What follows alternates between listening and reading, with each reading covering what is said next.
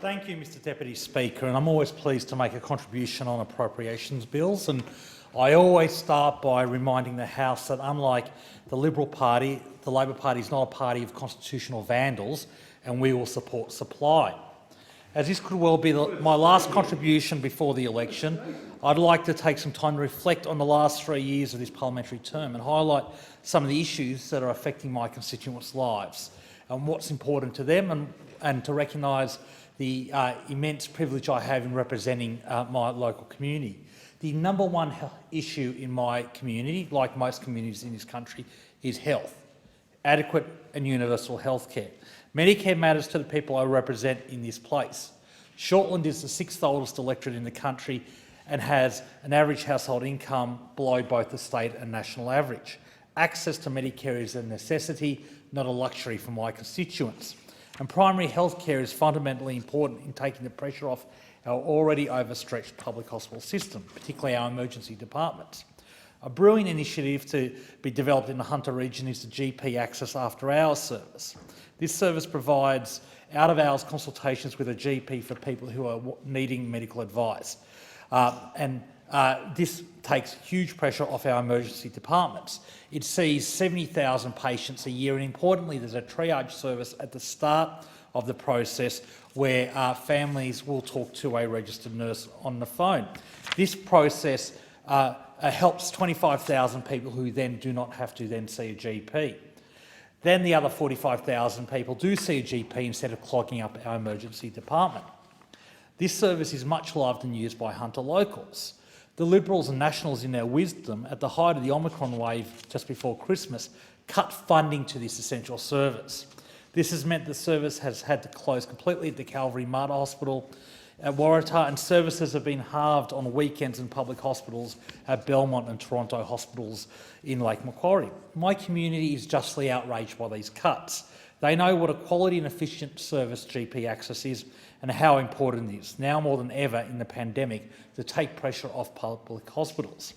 I'm so proud that the Labor leader, Anthony Albanese, visited the region over the summer break and committed a future Labor government to fully restoring funding to GP access. One of the other very common complaints from constituents is bad or non-existent mobile phone coverage in their homes and places of work. I represent an area where whole suburbs are mobile phone black spots, and yet the Morrison-Joyce government refuses to provide funding for them through the mobile black spot program, a program that is only subscribed through half its funds. The other half of the funds get returned to Treasury each year. Yet my electorate, which is a regional electorate, is deemed not to be eligible for this funding. It is insulting. Two of the most severely impacted suburbs are Mount Hutton and Dudley. Although the telecommunications companies have invested in new towers in these suburbs, this has not solved the issue for many of my constituents. I'm talking about people who for the past 2 years have had to study and work from home and have not had the ability to do so. I've had an elderly constituent with Parkinson's disease having to do telehealth appointments in his front yard on the main road in the rain because there is no mobile phone reception inside his house. There's also a doctor who misses calls when he's on call and is needed for emergency work, and many people are unable to use QR codes in the suburban shops. The Morrison-Joyce government has ignored Shortland and the issue of mobile phone reception, and it's disgraceful that they continue to refuse to provide funding through the mobile phone black spot program.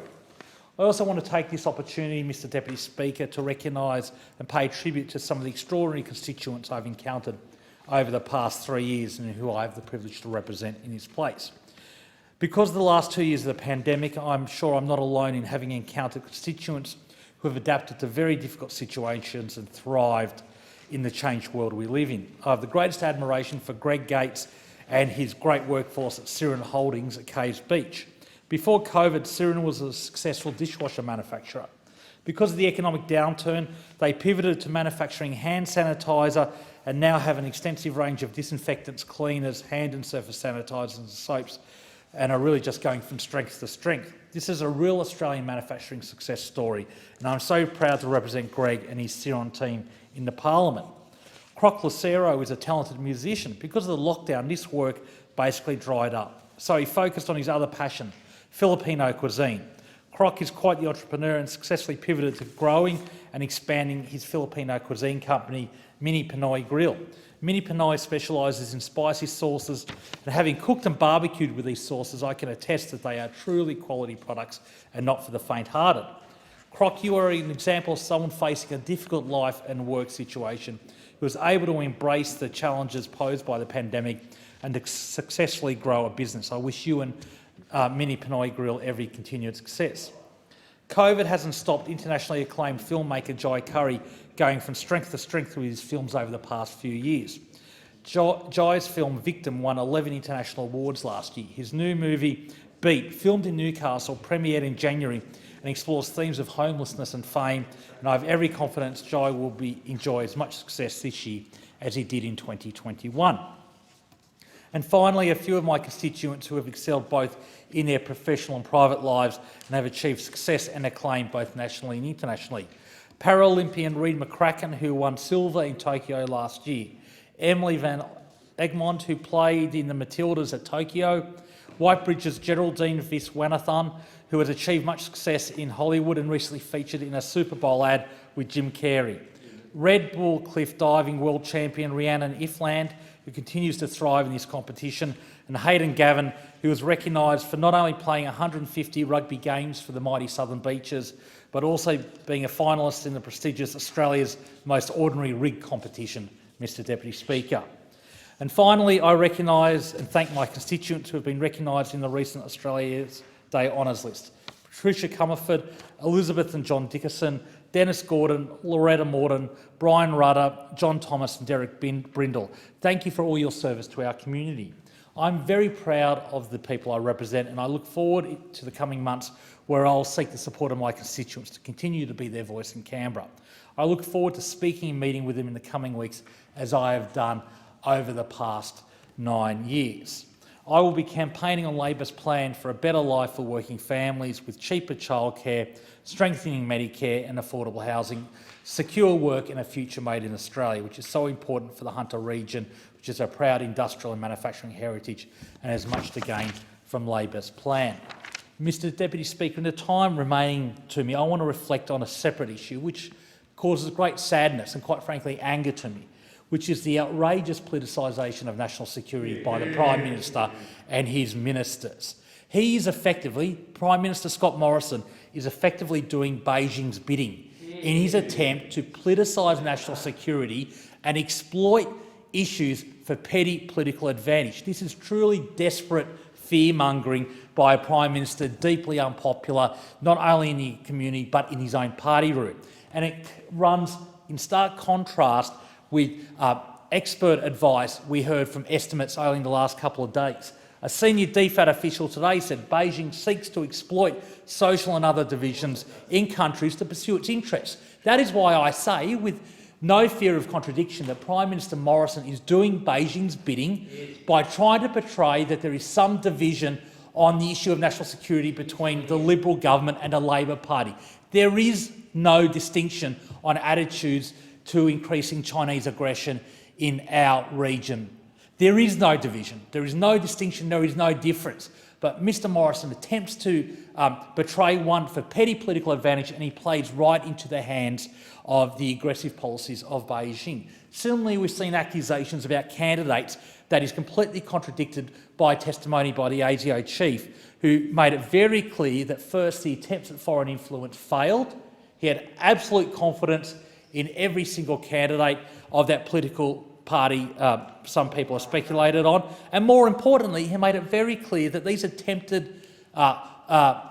of foreign interference are not restricted to one side of politics. This is a challenge every political party has to deal with, and ATO Chief Mike Burgess made it very clear that it was not helpful. In fact, it was very counterproductive to speculate about this in public.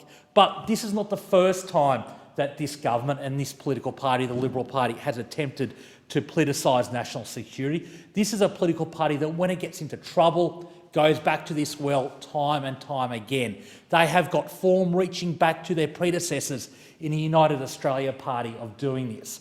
Their great political hero, Robert Gordon Menzies, for example, an utter hypocrite, a man who was very supportive of Australian intervention in World War I but yet refused to serve, in the army, a man who advocated 10 days after Hitler invaded Poland, he advocated doing a peace deal with Germany, making very clear in a letter to Stanley Bruce, our High Commissioner, that the troubles in Poland were not worth a hill of beans, Mr Deputy Speaker. So that's why I very clearly say that Menzies was an appeaser. He sought to appease the Third Reich, and the National Party, the country party at that time, was quite right to turf him out of their coalition. Then Artie Fadden, then leader of the National Party, did the right thing by the nation by saying he could not serve under Menzies, an appeaser of the Third Reich. Mr Deputy Speaker, that's not the only time. Let's not forget Vietnam, where, again, Menzies and the Liberal Party brought Australia into a war on a lie, a war where 500 Australians died, tragically, or the Gulf War II, another lie where John Howard brought us into war.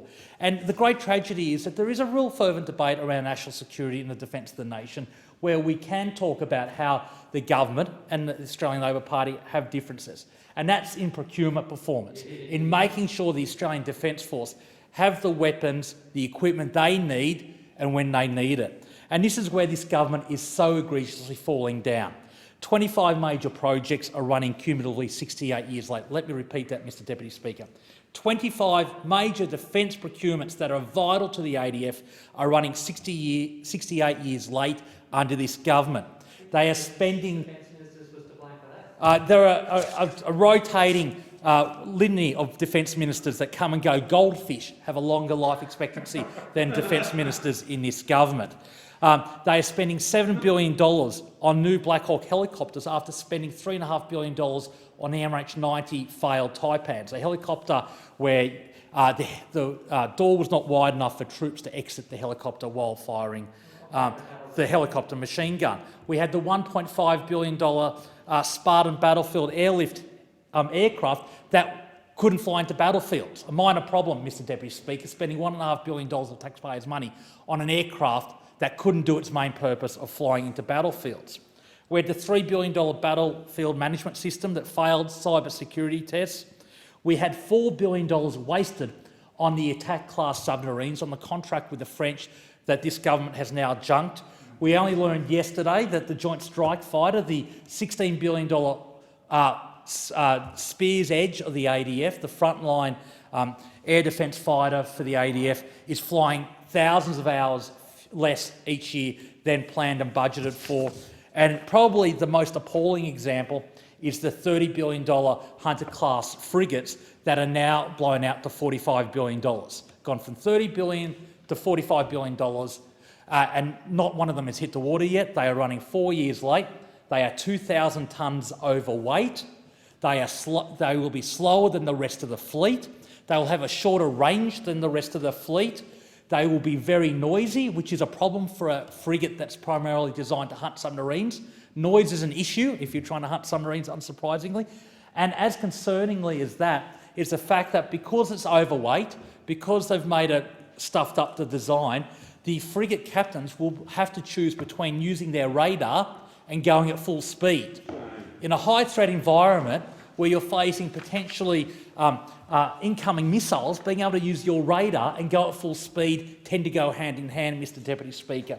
So this government is failing the defence of the nation because it is failing on defence procurement. It's failing on defence procurement. It's failing on dealing with the issue of an aggressive China. They sold the Port of Darwin, Mr Deputy Speaker, and they are now trying to politicise it at 2 minutes to midnight in a vain attempt to get re-elected. And the great tragedy is there are many decent people in the Liberal National Party. There are really decent people who are united in making Australia a better place, in making sure that we defend Australia and our national interests. But they are being led by people who are unworthy. They are being led by people who will stoop to nothing to wring out petty political advantage. They will use the proceeds of crime money for petty political advantage. They will politicise the ADF.